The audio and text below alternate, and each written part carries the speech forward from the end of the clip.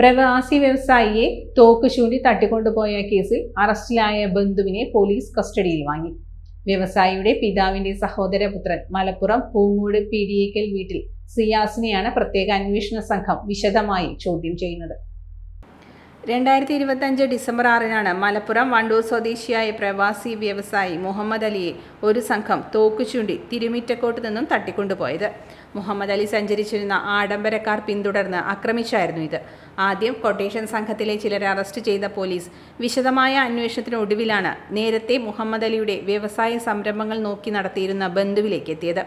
ഇയാൾ നൽകിയ കൊട്ടേഷനാണിതെന്നാണ് കണ്ടെത്തൽ. സിയാസിനെ സംരംഭങ്ങളിൽ നിന്നും മാറ്റിയതിന്റെ വൈരാഗ്യത്തിന് പുറമെ മോചനദ്രവ്യം കൂടി ലക്ഷ്യമിട്ടായിരുന്നു തട്ടിക്കൊണ്ടുപോകലെന്നായിരുന്നു കണ്ടെത്തൽ.